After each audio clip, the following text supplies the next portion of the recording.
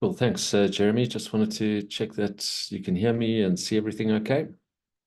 Yeah, looks good. So we just for the audience, we've switched Evan's video off just because of bandwidth constraints, but everything else looks good. All right, super. Thanks, Jeremy. So, the title was somewhat of a marketing tool because it makes it out to be that there were a number of cases, but it was really just one particular patient. But I must say, considering it's not something that we see terribly often in adult medicine, and the subsequent fallout and the implications of the case certainly made it feel at the time like um, like it was raining, and actually the situation was more just one raindrop rather than a downfall, but it was that one initial drop that instigated significant um, consequences as a result. So we'll start with the case. It was a teenage girl from the area, from around near to the hospital, and she came in through the emergency department on the 24th of January. And so the history at the time I managed to get from her parents, and the mother described that in the early hours of the morning, the middle of the night, 1 o'clock, she woke up with terrible rigors, profuse shivering. She had vomited a couple of times. She was terribly nauseous. She had some episodes of diarrhea. She also had some myalgia. They sort of slept it off, or tried to, till the morning, where in the middle of the morning they went through to their local GP. And by that time, the patient was very weak. She had difficulty walking easily. She had ongoing nausea. Her fevers were almost hitting 40 degrees.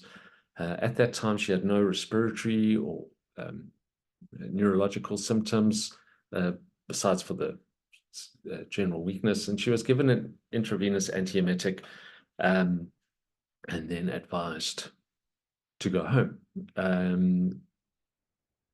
But then, while she was resting at home, the mom noticed a mark on her cheek that was very purple, as she described, and it progressed quite rapidly. And the mother noticed that it was soon found on her arms, face, and abdomen.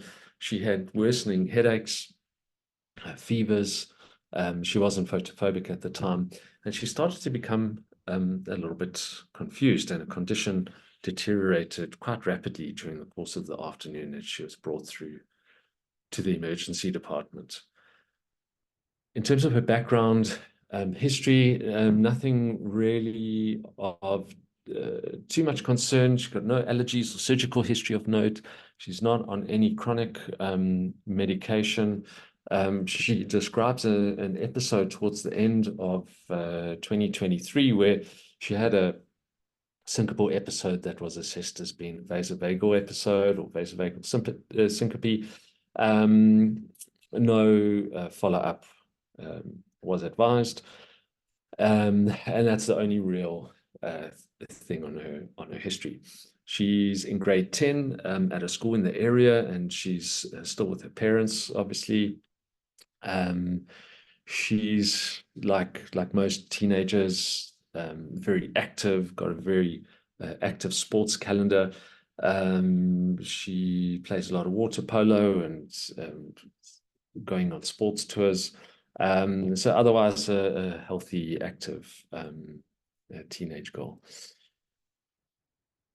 A few days before her admission, she had returned from a trip to Italy, and she had been in a place called Livigno, which is in Italy. I'll show you in a moment. They flew there via Zurich. They were on a skiing holiday, and during the time that they were away, everyone seemed to be okay. But on a return to Joburg, there were some family members that may have had the suggestion of upper respiratory tract symptoms. Nothing really to write home about.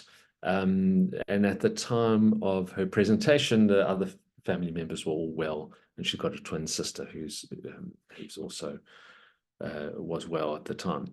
So usually when we see people who have traveled or have returned from a destination, especially ones that I confess I haven't really heard of, I Googled it. So it's just a word of caution for those dealing with these sorts of cases, not to be confused with the townhouse complex in Roodepoort with the same name. The area that they had visited is actually in Italy. You can see that's very close to the border of Switzerland in the Alps, and it's a popular skiing destination. So by the time she got to the emergency department and seen by the emergency department doctors, it was sort of later in the afternoon. And already by that time, she was confused. She had very poor peripheral perfusion. She had a diffuse petechial rash. She was hypotensive, tachycardic, and her GCS was 14 at that time. So in the emergency department, in the resus area, they inserted an ultrasound-guided central venous catheter. Blood cultures were taken at the time, and a dose of IV ceftriaxone, 2 grams, was given. Because of her shock, she needed noradrenaline to be started, and she was admitted directly to an isolation cubicle in the ICU. So these were just some of the photographs from the first day that she came in, and you can see these very deep purple lesions. You can see the one on the face, the one that the mother initially noticed, and this was just a close-up of one on the arm. And here you can see she's already in the ICU, and she's absolutely covered in these marks. So you couldn't feel them if you palpated them, but we'll obviously discuss them a bit later. So these were her initial bloods: raised white cell count, raised neutrophils, low lymphocytes. She was already thrombocytopenic, and her INR is elevated, CRP, procalcitonin, all elevated. She is already in acute renal failure, having an acute kidney injury, and on her liver function test, she got a raised bilirubin. So those of you who have attended any of the NRCD courses or any of the RD master classes, you should already be considering the differential diagnoses based on Lucille's fantastic talk of fever and thrombocytopenia in the returning traveler. So I'm hoping that a lot of the audience already have a nice big broad differential for this case. So a couple of the other tests that were done at the time. So this is from her blood gas. We already see that she's got a lactic acidosis, a metabolic acidosis, and very clearly she's very, very ill. So blood cultures were taken, and already within a short time, we see the gram-negative diplococci. So when that phone call in the middle of the night comes from the lab saying that the blood culture is positive, there are gram-negative cocci, what really are our options based on that at gram stain, the initial gram stain. So this was really more for my learning, just to refresh my memory of what the different options might be. And as you can see, very, very limited. The options for gram-negative cocci in this setting clearly could only really be Neisseria meningitidis. Moraxella clearly would give a very, very different clinical picture. So the final diagnostic result was of Neisseria meningitidis. It came up very, very quickly from her admission blood culture, and thankfully the sensitivities are shown, ceftriaxone and ciprofloxacin, still very sensitive. And on subsequent testing from the NICD, it was confirmed to be serogroup 2, serogroup C. So Neisseria meningitidis is an exclusively human pathogen. It's been traumatizing patients and staff alike for over 200 years, causing epidemics, pandemics, and sporadic cases of meningitis. It was only really formally described in the lab a bit later on in the 1800s, but the initial descriptions of the outbreaks go back at least 200 years.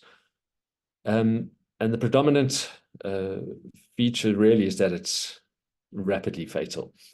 More recently, they've been reducing incidence due to the vaccines, but it still carries a very high case fatality rate and a high complication rate, with 10 to 20% of patients developing either neurological disabilities, sensory impairment, or limb or digit loss. The human nasopharynx is the only reservoir of Neisseria meningitidis, and it's spread via the respiratory droplet transmission. Excuse me. Carriage rates vary in the general population from a few percent up to 20%, and the highest is found in young adults, whether this is from the degree of socialization, the close contact, crowding. In that age group, no one's really quite sure. And the relationship between carriage and infection is unclear. The rates of carriage don't necessarily correlate particularly well with rates of disease, and they can't be used to forecast epidemics. And just out of interest, because there was a report from the patient and some members in her family about a recent upper respiratory tract infection, she did have a respiratory panel done in the emergency department, and sort of after the fact, a PCR for Neisseria meningitidis was done on that sample, and that came back positive as well. Didn't change our management at all, but really just an interesting component to the case. Now, if we think about what happens at the nasopharyngeal interface, it's really quite an extravaganza of interactions. Those of us working in a clinical context always consider these things to be reasonably inert processes, but for the Neisseria meningitidis to be acquired and to survive at this interface is really quite a dynamic process, and it's got a lot that it has to work through and survive through to make it into the nasopharynx. So it's got to get past some of the host defenses. It's got to compete with other organisms in the upper respiratory tract microbiome. It's got to compete with some of its cousins, so other Neisseria species, and obviously a host of other bacteria that line the nasopharynx. And it's really quite remarkable how complex it is, and how dynamic this process can be. So if we just have a quick look at the capsule and what makes the organism such a terrifying thing to deal with, really it's the capsule and the antigens that characterize the different serogroups, and we see this is taken directly from a WhatsApp photo that Dr. Buerta sent me, which is taken from Mandel, because it's from before the time of electronic versions of it. And we see that the capsule serogroups, or the capsular antigens, are made up of different components, and each of these characterizes a different signature for each of the serogroups. And we're going to discuss, when we get to vaccines, why this is important, and what the implications are of that. The serogroups have slightly different patterns based on the distribution of disease around the world. And we see a variation across the board. There obviously is a significant amount of overlap. You'll see that serogroup B features in most of the regions, C and W feature in most of the regions. And so if we look in sub-Saharan Africa, granted this is from a few years ago, B, C, and W, but I'm going to show you a table of NRCD data that gives us a bit more detail on what's happening in South Africa.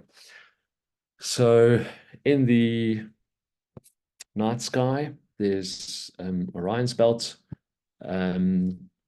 USA has the Bible belt, and in Africa we have the meningitis belt, which is an area that spreads from Senegal and the Gambia, the far west portion of West Africa, and extends all the way across to Sudan and Ethiopia, portions of Uganda and Kenya.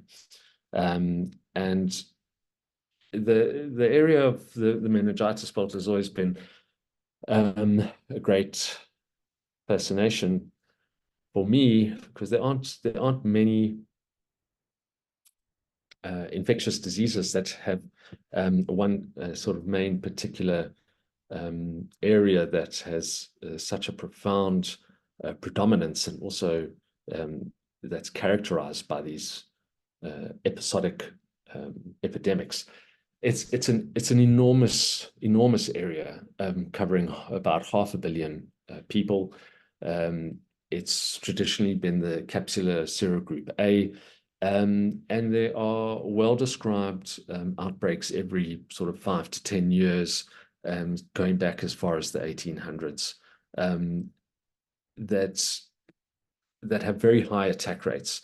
And subsequently, there have been huge partnerships with health organizations, aid organizations, WHO, to get a polysaccharide, or the capsular polysaccharide tetanus toxoid conjugate monovalent vaccine to these areas. And it's been used since 2010, and it's almost eliminated serogroup A. And I've just included some of these details for those who see patients who are either going to work in these areas, on the mines and in construction projects. Certainly there are a lot of South African companies and a lot of South African organizations that have a presence in West Africa and in portions of sub-Saharan Africa that fall within the meningitis belt. And we see in the right-hand image that there are a number of different countries that have episodic outbreaks, and it's sort of every few years, and an enormously sort of broad a geographical area that's covered by these outbreaks. And this was just one paper I found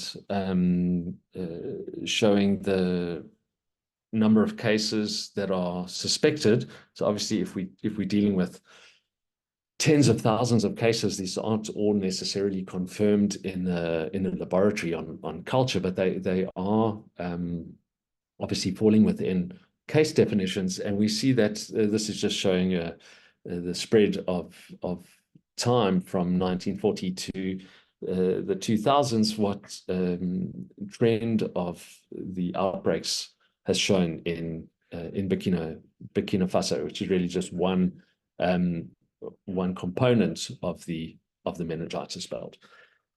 If we have a look at some of the amazing germs SA data that the NRCD has produced, it really gives a more detailed picture of what the situation is in South Africa. So this was from the 2022 annual report, showing the number of cases of invasive meningococcal disease, IMD, which we see was categorized according to the province and according to serogroup, and within South Africa be W and Y are the predominant serogroups.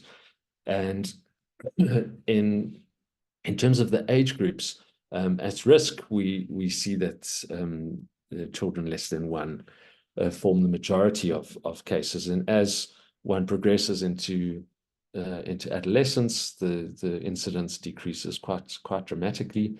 And this is a trend that has been consistent over the years, and we see a slight dip in 2020 and 2021, obviously because of COVID.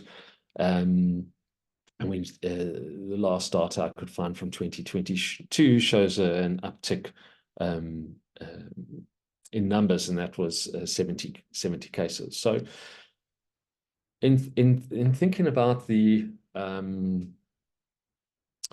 infectiousness of this, one of the great fears of the organism, and one of the main sort of pillars of the mythology surrounding dealing with these cases is, besides for the rapid fatality that can occur, it's the impression that it's incredibly infectious, and that anyone that walks past the cubicle is susceptible to the infection. And so it's not very easy to find information on this, and obviously there's a big spectrum of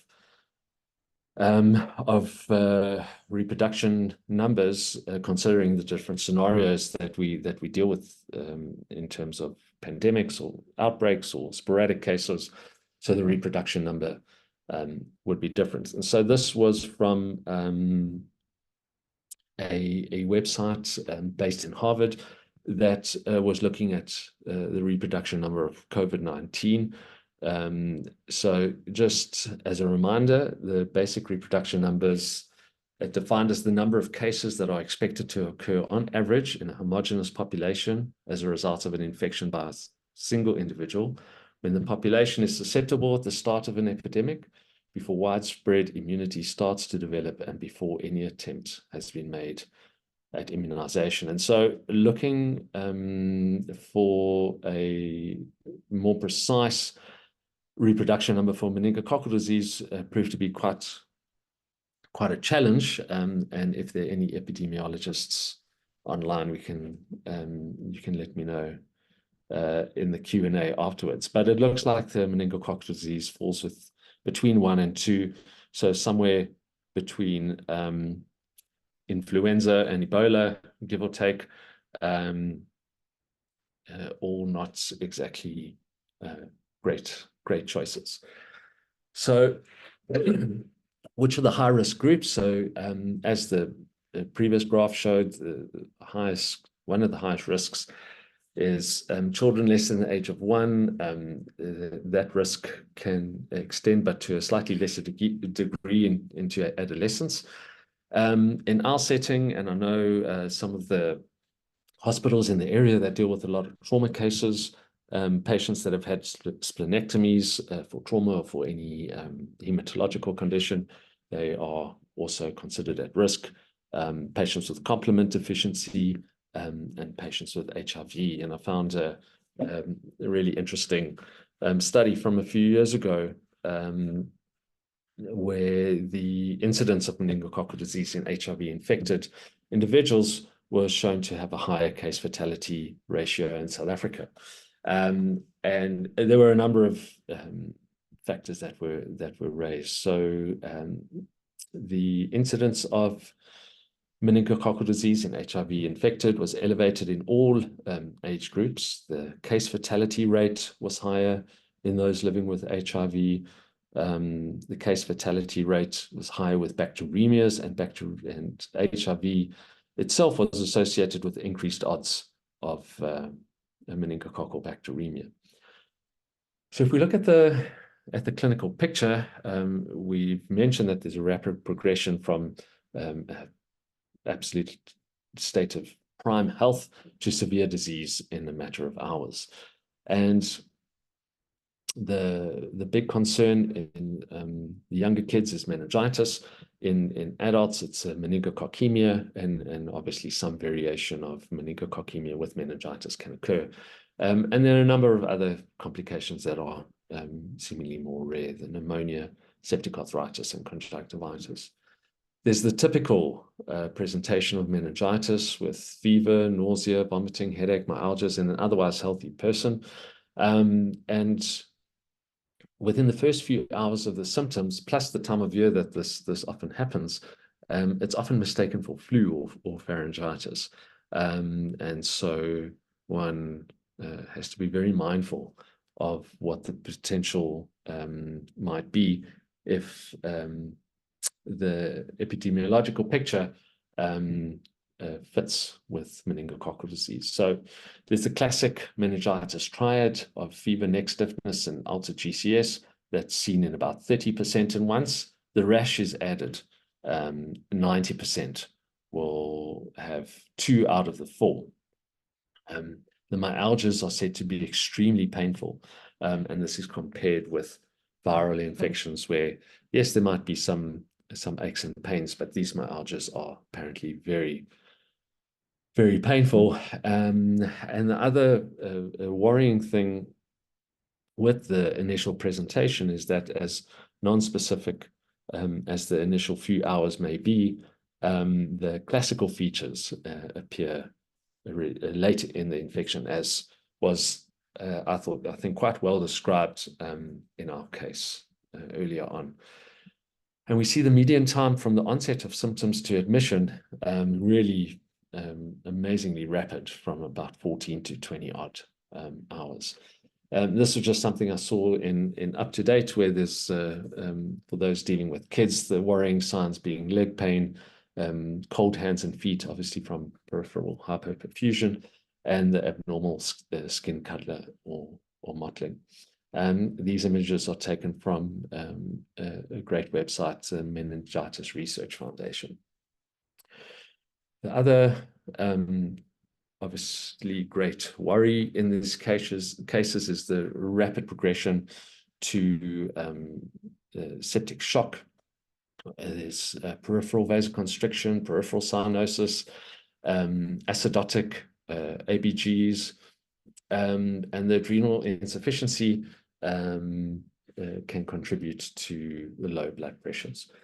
Another characteristic feature is DIC, which is from the procoagulant inflammatory proteins, with subcutaneous hemorrhages and some areas of bleeding.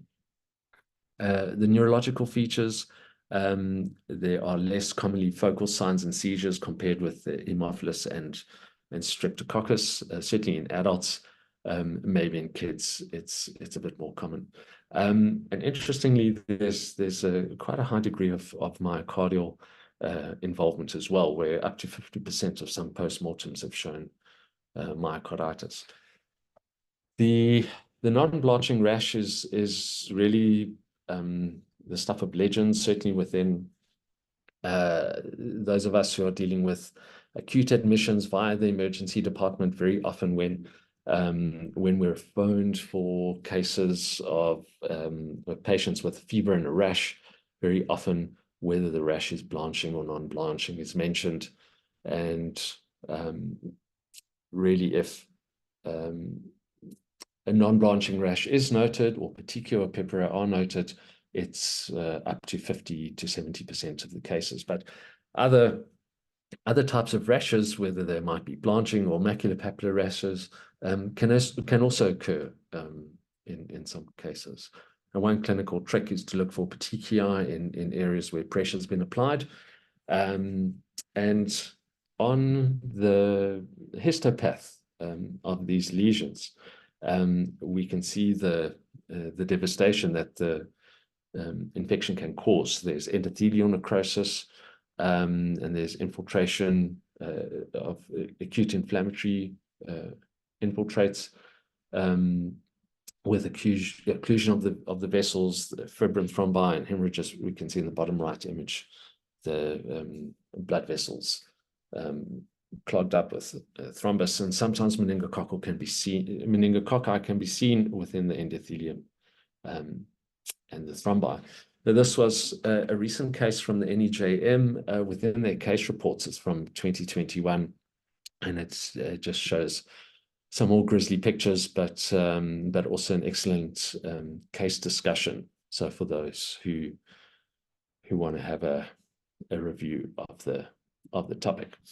Now, one thing that came up in the sort of aftermath of our case was obviously the issue of vaccines, and some of the classmates and those who had been exposed had been vaccinated. So we had to consider what were the implications of that. The meningococcal vaccines fall into three types. There's polysaccharide vaccine, which is composed of a bacterial cell wall polysaccharide. The conjugate vaccine, which is from taking an antigen, binding it to an immunogenic carrier protein. And the advantage of this is the herd protection that comes with the vaccine by preventing the nasopharyngeal carriage in those who have received the vaccines. And there's also no subsequent hypo responsiveness that happens with repeating some types of vaccines. There's a decremental immunogenicity, and that's something that doesn't happen with conjugate vaccines. And then there's just a protein vaccine, which is from either toxoid or subunit products, and this is only really if the other two aren't available. So this table just shows the variety of different vaccines that are available and what the contexts are that one can find the vaccines or use the vaccines. And in South Africa, we have the quadrivalent A, C, W, and Y conjugate vaccine, and this is the one. It's not it's not given as a routine recommendation, but for those who are either traveling to certain areas, those going on Hajj, we give it to our patients who have had splenectomies. And so this, in our setting, is the main vaccine that we have available. And this was a great diagram. Not that I'd need to convince anyone in this audience about the success of vaccines, but this diagram really just shows the effects of conjugate vaccines on bacterial meningitis infections over a period of about 45 years in the US. So we see back in 1971, before vaccines were introduced, we see the rates of Haemophilus influenza, strep pneumonia, Neisseria meningitidis, and with each subsequent introduction of the conjugate vaccines, we see a decrease in the overall disease burden.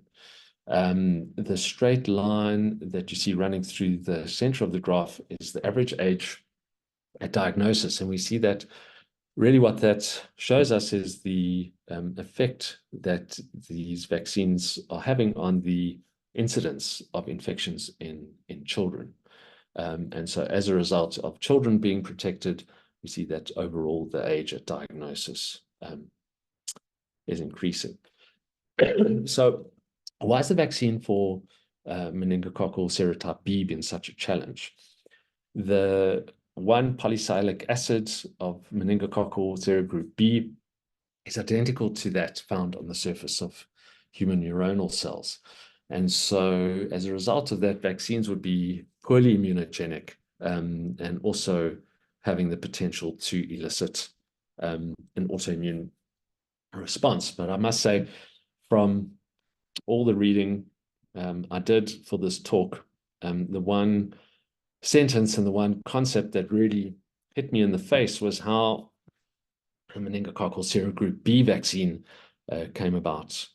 And it's really just the most magnificent feat of science, where the meningococcal genome was published, and then reverse vaccinology was used to develop this vaccine, comprising 3 recombinant vaccines and another antigen. So the meningococcal serogroup B vaccine is shorthand form is 4C men B, and it's shown excellent vaccine effectiveness, but unfortunately no effect on nasopharyngeal carriage. So there's a lot of unanswered questions to look out for. Will some of the new meningococcal serogroup B vaccines cover other strains? Do they need to be joined with other serogroups? Is there a possible protection that one can get for gonorrhea with the meningococcal vaccine? And luckily, over the last few years, the New England Journal of Medicine really should have been dubbed the New England Journal of meningitis. There have been a number of studies looking at meningococcal vaccines just over the last few years, particularly focusing on some of these questions that we've posed. So last year, a pentavalent vaccine was trialed in Mali and Gambia, and it was non-inferior to the quadrivalent vaccine from before. The meningococcal group B vaccine in children prevented invasive meningococcal disease with B and some non-B strains, and vaccination of kids in England with the 4C men B vaccine showed sustained protection for infants longer than 2 years. So really, the field of meningococcal disease from a clinical management point of view has mostly been quite static, but one area of active research is the prevention, and it's certainly something to look out for. As a result of our index patient, there was obviously significant concern about her contacts. She's a teenage girl, been with family, she had been at school for the preceding week before being admitted. So she'd been in a busy classroom, active sports schedule. So lots and lots of exposures, and really it was quite incredible to experience the subsequent aftermath that one patient can precipitate. And so obviously she was notified, and there were infection control nurses and the communicable diseases person from the Department of Health. And so it was quite a coordinated effort to consider the classmates, family members, people from her sports teams that she's been with, to work through who had been exposed and what level of preventative strategies did we need. So within the hospital, there were droplet precautions, and these were continued not for 24 hours, but for a lot longer,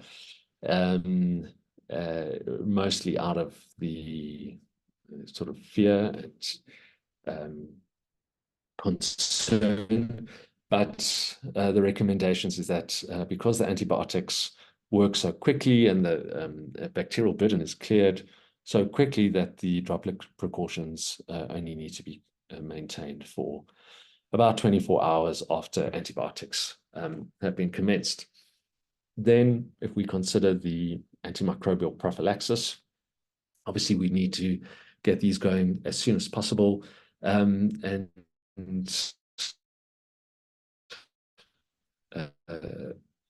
more recommended for those that, as we all know, is a very subjective definition sometimes, but it's really for those who have had a sustained, prolonged contact with the index patient, all those who have had direct exposure to the patient's oral secretions, like someone who's intubated, the patients, and this period of exposure starts from a week before the symptoms. It's been more than 14 days since the exposure. So our go-to post-exposure medication is ciprofloxacin, given as a stat dose 500, and the alternatives are rifampicin. The only real downside of that is that it's over 2 days. Ceftriaxone, the downside being that it's an intramuscular dose. So in our setting, ciprofloxacin was the prophylactic agent of choice. Now, what about travel? And I must say, one of the amazing things with when considering something like meningococcal disease in this context is that it's something that affects kids. It affects emergency department admissions, ICU patients. It's a travel related infection as well. And so as a result, there are recommendations for those going on Hajj and Umrah to get vaccinated, and I'll show you that in a moment. So the last major outbreak during the Hajj was in 2001, and since then there have been a number of preventative strategies instituted. The Hajj is the only mass gathering that's got a WHO vaccine recommendation. And just before COVID, the numbers that we're talking about are over 2 million pilgrims from over 180 countries coming to Mecca, to Saudi Arabia. And that's sort of during the peak Hajj period. There's also the Umrah, which is the sort of smaller pilgrimages that are made. And so that 2 million is within the peak of the Hajj period. And over 2019, there were over, I think, up to 7 million people from around the world that had subsequently visited Saudi Arabia during that period. So this shows the Glastonbury, which is a massive music festival in the UK, annually. Gets about over 200,000 people every year. It's notorious for its sort of poor levels of hygiene that a lot of the people are subjected to. There's very little in the way of showers, and it's always rainy and muddy, typical sort of UK weather. And it's a 5-day period, but the recommendations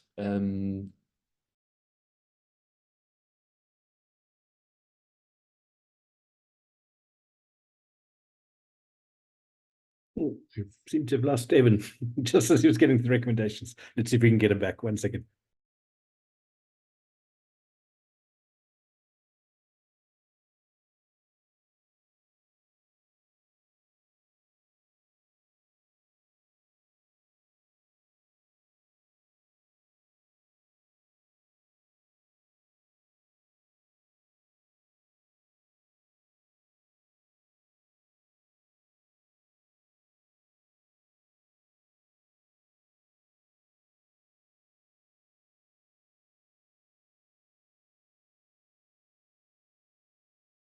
Okay, he's logging back in now. Should be 30 seconds or so. We'll be back.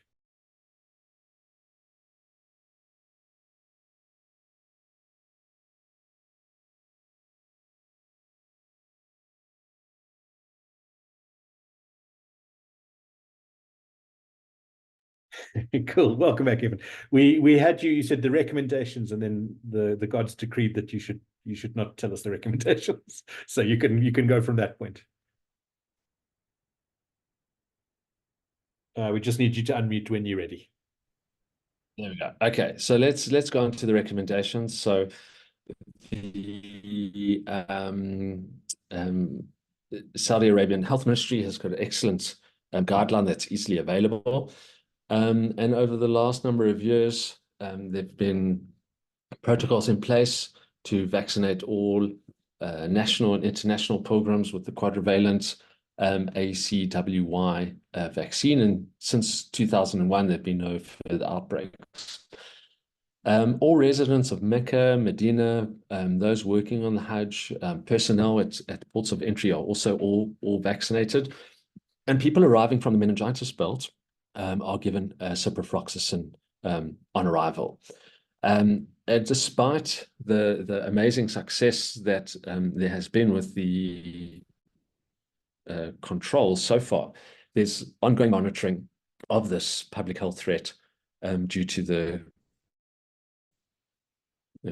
continuing sort of evolving nature of meningococcal disease, the issues of antibiotic resistance, geographical trends in other serotypes, fluctuations in incidence, and some of the other serotypes that vaccinated people still remain susceptible to.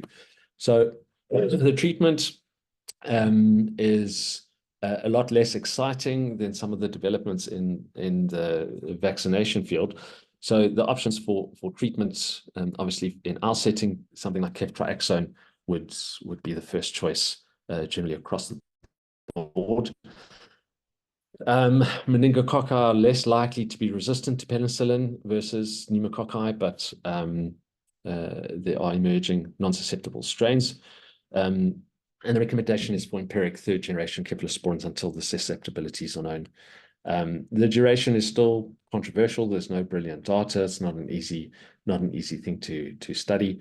But this is taken from our local meningitis guidelines that put the duration at between 5 to 7 days. And that duration is consistent across a number of different protocols and guidelines around the world.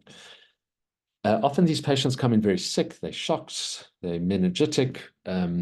We often give steroids at once. A result is known.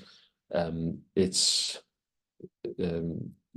no proven benefit to continue steroids in these patients, and so often steroids are stopped. This is also taken from NICD data from a couple of years ago, where from the viable isolates, 45% were fully susceptible to penicillin, 52% showed an intermediate susceptibility. So the MIC creeping up to sometimes up to 0.25, and one isolate was penicillin resistant, and there were 2 that were ciprofloxacin resistant. And all of these viable isolates remain susceptible to third-generation cephalosporins and rifampicin. So Neisseria meningitidis is still susceptible to most antibiotics that are used for treatment and prophylaxis. The incidence of strains with reduced susceptibility to penicillin are increasing, and these non-susceptibilities are from alterations in the penicillin binding proteins, the PBP2, that's encoded by the PEN-A. And there's some sort of chatter in the hard science portions of some of the papers, questioning whether there's some horizontal gene transfer from other species, or whether there's something from the resistance that's rapidly developing within the gonococcal isolates, and whether there's the possibility that some of those resistance strategies might cross to Neisseria meningitidis. And for those who are seeing patients returning from China, there seems to be a concern regarding ciprofloxacin resistance. So how did our patient do? She responded very well to intravenous ceftriaxone. She was weaned off inotropes quickly. Her renal function improved within days. If I can just point you to her white cells, improved within a matter of days from a peak of 23 to normal within a few days. Platelet count was 51 a couple of days after admission, and within a week it had bounced up north of 500. CRP and procalcitonin were incredibly elevated on admission, and within a week and a bit had come all the way down to normal, and thankfully her renal function had improved as well. One complication that did linger a little bit past its welcome was a very, very painful area over her shin. This was as she was improving clinically. She was doing very well. Her treatment had been stopped, and there was this area that was incredibly painful, so painful that it needed significant analgesia, and she could barely walk. It was so painful, and it seemed to have been an area involving the periosteum that was probably a complication of some of the intravascular issues described before, affecting that area of the periosteum, and thankfully that all subsided without too much trouble. So thanks very much to Nicolette Duplessis, Mercedes Morrison, Maria Buerta. You guys can come and pat Aurora, and the rest of the audience can feel free to ask any questions. Thanks so much. Thank you so much. It's really a great overview, and lots of food for thought, I think. It's never the most common infection, and so people do forget about it a little bit, but it's, as I said, so lethal so quickly, so often. Yeah, fascinating. I see some of the questions in the chat. So there's just a comment from Slim Parker saying at Umrah this year that cases in pilgrims and in their contacts due to non-compliance with the vaccine guidelines. And then Narcisse is asking a question from a healthcare perspective, saying, was it true that the highest prevalence is in young children in South Africa too? Because she said we hardly see any.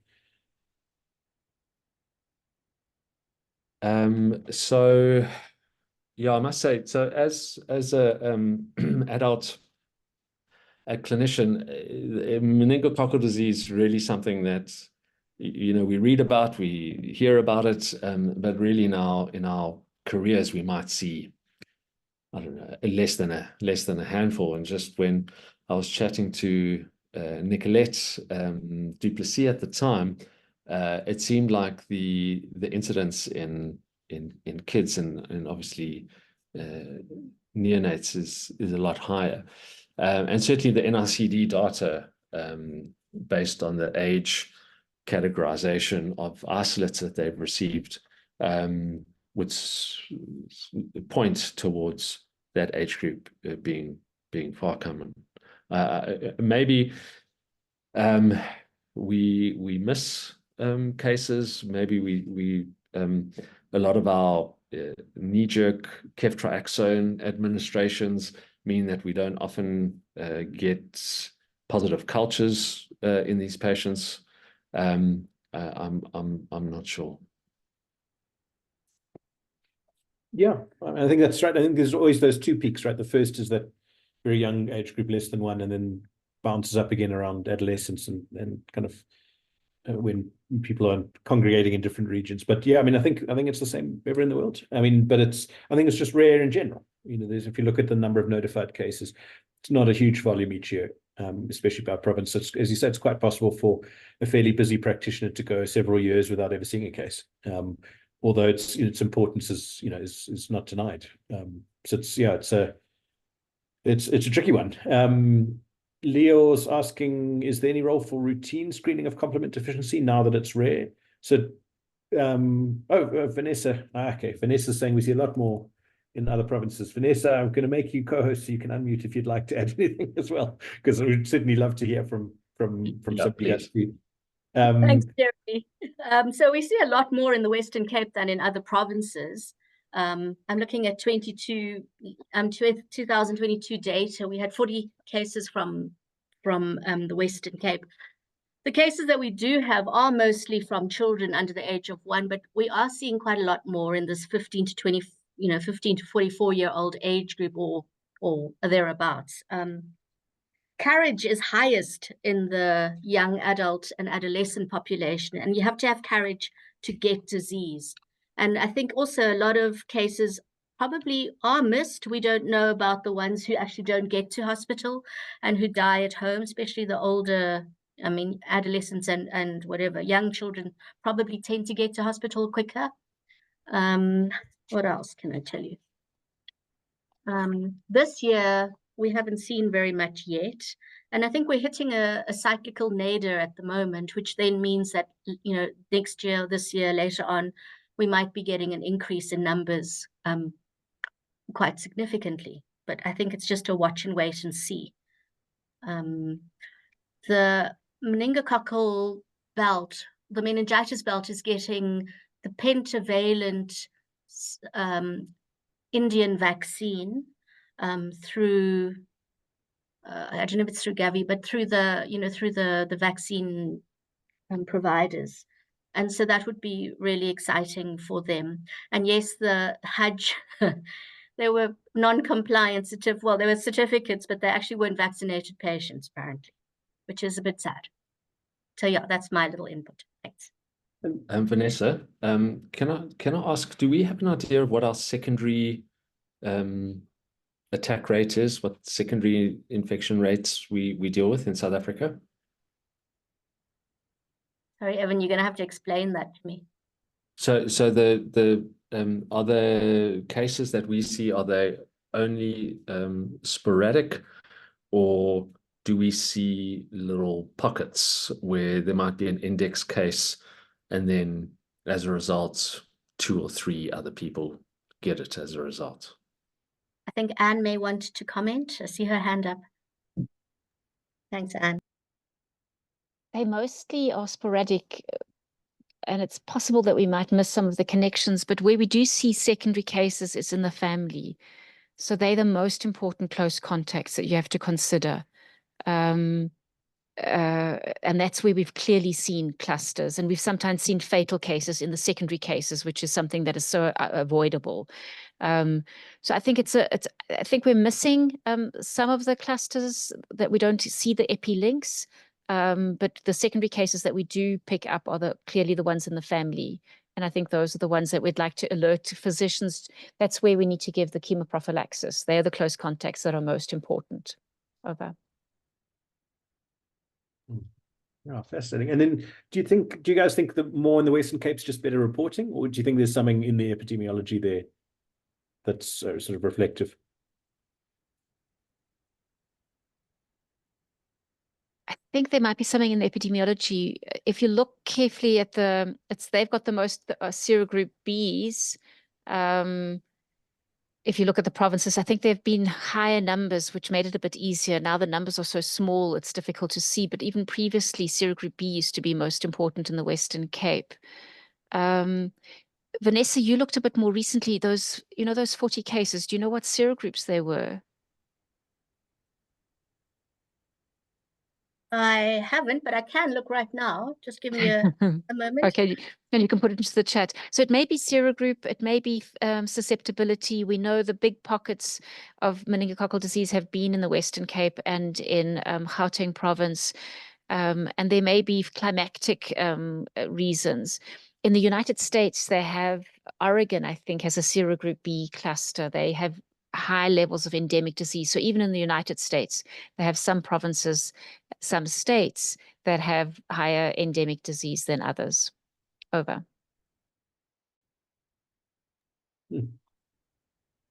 Fascinating. And then maybe while we'll just end off with this while I guess, Vanessa, you can put in the chat at any point, so it's no rush on that. But I mean, Anne, what would you say, not with your South African Department of Health hat on, but if you were a mother with someone going off into university, would you recommend that if they're staying in dorms, would you recommend they get a meningococcal vaccine? I know it's obviously not part of the DOH strategy for cost effectiveness issues, but what would you recommend? Absolutely. So I can talk about my own experience. I have a 13-year-old daughter. And when we heard about the case that Evan was talking about, I went to go and check her vaccination schedule, and we had vaccinated her a few years before. So in order to maximize your sort of the ability to have an indirect effect, some countries are giving adolescents one dose of a conjugate vaccine. So I thought of sort of individual protection. I can't do population-based protection just with one child, but individual. I think going into school, you're going to be mixing with lots of people. You're going to be meeting young people that might be carrying at a higher rate. So sort of going into older primary and then into high school. And then very importantly, I would definitely consider, and especially if they have already received one dose, remember there's waning immunity, so 5 to 8 years waning immunity. You need to consider those university students that are going to live in residences in the first year. So in the year that they all meet and congregate together, it's the new strains that are meeting each other when they are doing their initiations in the universities, when they are all mixing.